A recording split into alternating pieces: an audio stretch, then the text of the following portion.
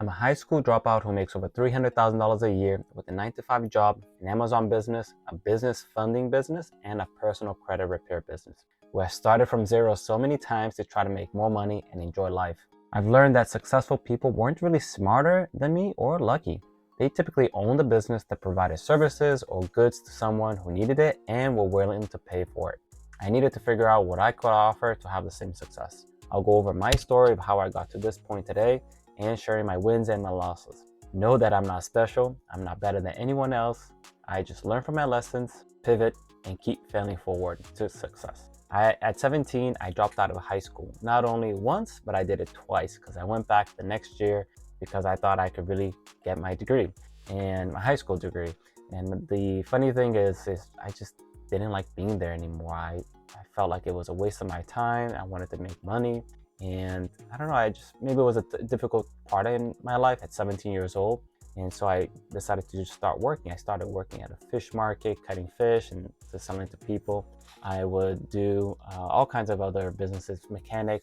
I would travel to people's homes. So I did that for a little bit. And then I decided, you know what? I need a GED. I need something to say that like I had some kind of education. So I went and got my GED and then worked a little bit more. And another crazy idea came into my head. It's like, let me go to college. So I was able to get into a state school and I went back to school for about one semester and then dropped out of that. But my parents weren't too happy with me at that time. I was still living with them. And that's when I am like, you know what? I need to make this work for me. So I started working crazy amount of hours, 40 hours, 80 hours a week. Going back to fixing cars. I did door-to-door sales. I did delivery work. I was a baker for a very long time, overnight work. I was a clerk as well for an auto parts store. I did all kinds of things and I was working 80 hours a week, 90 hours a week, and I was making good money. Well, I thought I was making good money, but I was also missing out on a lot of things my friends were doing. I wasn't really enjoying life. I wasn't traveling. I was working 7 days a week and I did that for many years. But one thing that I knew is I didn't want to own a business and be stuck in the business. Like if something goes wrong, you're there. My parents were entrepreneurs and I saw how much effort and time they needed to do what they're doing. But I wasn't all about getting a lease and owning a business and having a ton of employees. And I just didn't know that I needed to hire a good manager to manage, top down, and I would manage the manager eventually. But I just knew what I knew at that time. And so what I decided to do is start going back to school. Like, let me get a 4-year degree. I'll be making 50 to 70K a year, which is pretty good money, but that's not true really where we live here in New England. It's very expensive to live here today, and it was just getting more expensive at that time. But I did go back to school full time. Eventually, I got my electrical engineering degree, and I'm like, all right, now let me get a nice job. And it was after the crazy 2007, 2008 housing crisis. I got my degree in 2013, so it was on the up and up again a little bit. I got a job making 50K a year. I just got married at that time too. And it was just a lot going on, but it was okay money. I got a different job after my first one, making a little bit more money, and things started to just continually improve from that point on forward. I do like what I do with my job, but another thing that I discovered by living life and getting older now that I'm in my 20s was that even though I started to work a little bit less now, I was still tied to my job. I wanted to do a lot of traveling with my wife. So we traveled a lot, but I always had to come back to my job. I always needed to come back here to New England, and the weather here isn't the best for, half of the year. So I was thinking about how can I make some money online right now that the internet's taken off in the 2010s. And that's how I started to think about online businesses. So I got into fitness at that time, and with an online business, trying to help people online, I created a fitness blog, started talking about it on Instagram, and it really never took off. I never got a customer. I really didn't truly provide a service at that point. But I just knew that that's something that I love to do, and I just got really busy with that. I wanted to get more into bodybuilding, and that was a whole nother part of my life. But I knew I can help other people as well. But I didn't have the right physique and making the videos and show off my body in that way, and it didn't really become what I wanted it to be, and I didn't want to be actually put myself out in that way. I felt like I could just do a different type of online business, right? But I just didn't have the skills, and that's when I started with, finally I saw something about Amazon during COVID. And I think a lot of people saw things about Amazon and making money online and selling this and shipping to Amazon. So I bought a course. My first course was a private label course for Amazon. I spent like $3,800 on it. And it was such a long process. I had to buy products from Alibaba, I had to vet them, I had to manufacture, get my logo, trademark, all this stuff. And I spent a lot of money on this product that eventually, when I launched it, it was too competitive by the time I actually received the product and put it to sale on Amazon. And I didn't make much money with Amazon. I actually lost about $10,000, right? Was the course plus the product. And then I needed to liquidate all of that product too with Amazon, because I'm not going to receive 400 plus units of a Ziploc bag organizer.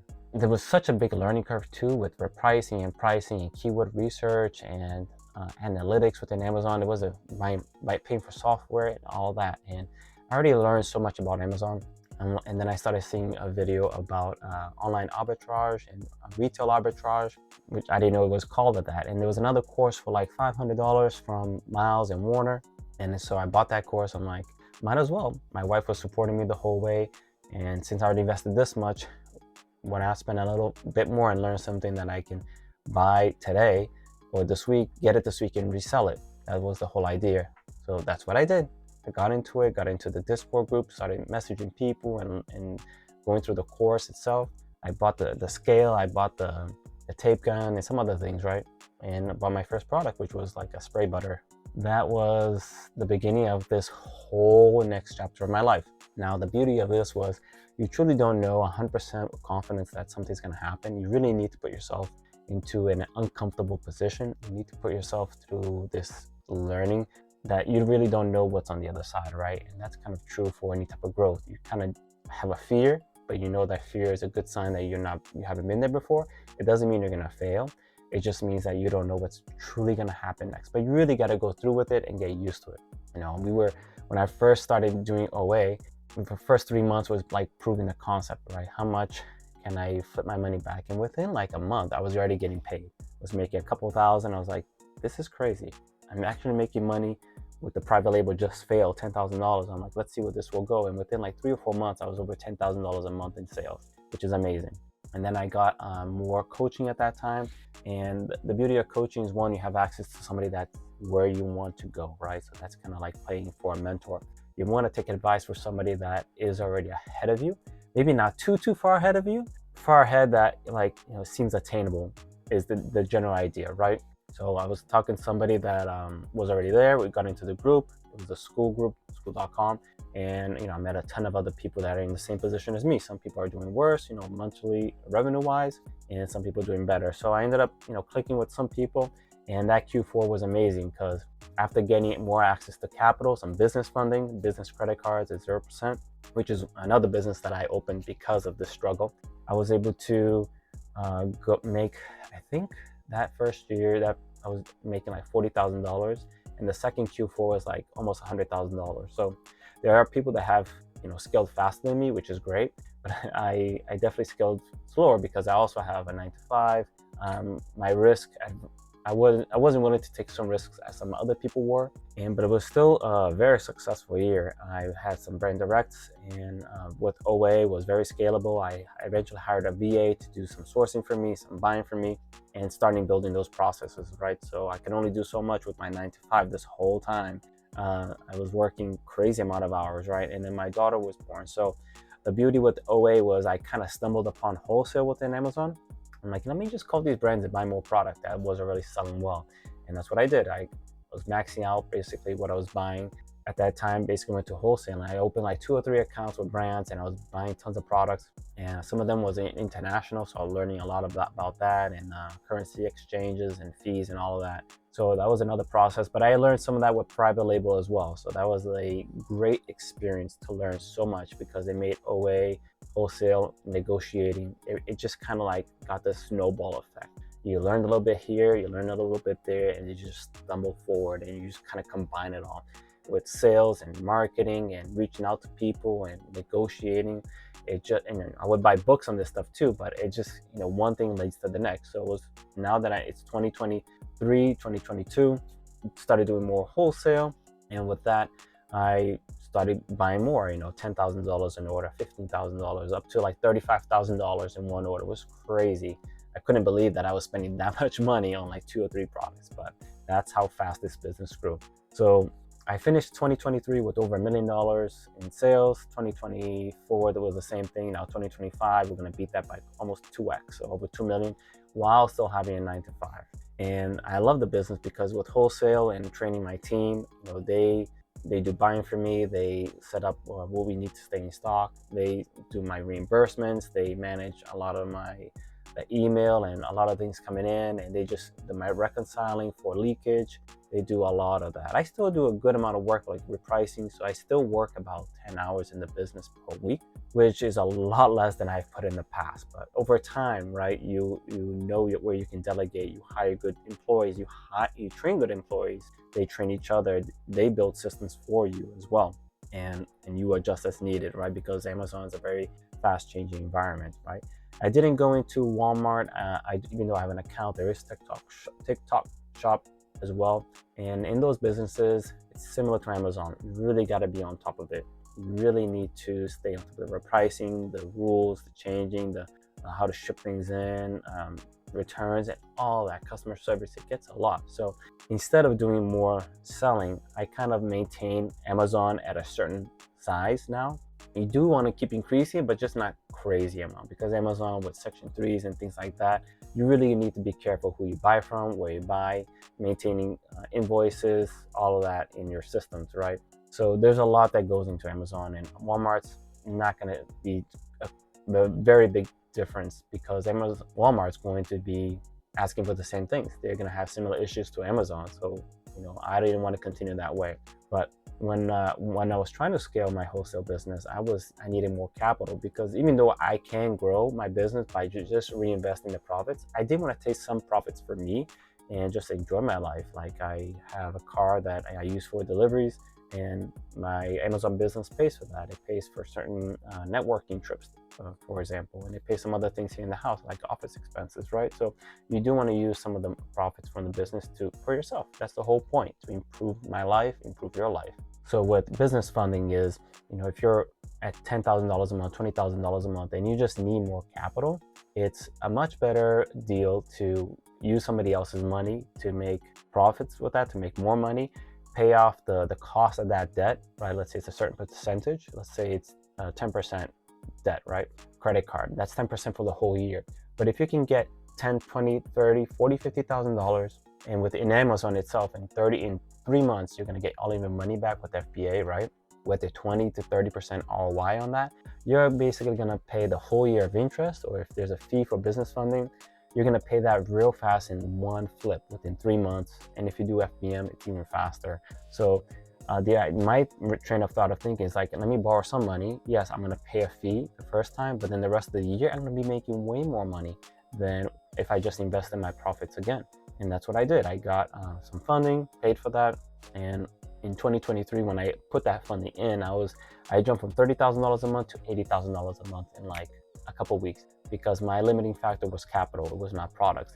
It was not buying from brands. It was basically getting more money to buy more stuff. And just, I knew it would sell because I was already selling it. I just needed more of it. So that's how I got into business funding. It's like, hey, I got this. Let me get a mentor. I pay for a mentor as well. And I learned that business. So now I provide funding services for people at 0% APR, credit cards for a year, 18 months. And it just makes sense for business owners that need cash. And a lot of people struggle with that because they don't understand how to improve their credit. They don't know what a good credit profile looks like. So I learned all of that, and that's how I help my clients today. Is I get them $20,000 to $100,000 in funding pretty quickly, usually within a month. And then also, a lot of people, one of the issues I saw in that business was people have really poor credit. People don't know what they're doing. They're basically driving blind and making mistakes along the way with not paying credit cards, or they have bankruptcies, they have collections, they have charge-offs, they have foreclosure. So many things that happened, right? COVID really messed a lot of things up too. So there's that as well. Those couple of years, 2020, 2021, 2022, all kinds of bad credit happened in that time. And people just don't know how to repair it. They don't trust people, and they can't get business funding typically because they have bad credit. So another way to help other customers is I added a credit repair service, because my mentor offered that and I paid that as well, and we added that to the business. And the point of all of this is that one thing led to the other, right? So Amazon, a failed Amazon business led to a better Amazon business, to business funding, and to credit repair as well. So I offer all of this, and I have a team that I've trained over time that can handle a lot of this work. I'm still involved, and the goal isn't to make as much money as possible per se, because I also have a quality of life that I want to maintain. The idea is to make some passive income. Eventually I will leave my 9 to 5, but I really like what I do and I get paid well. So everything is just, a cherry on the top.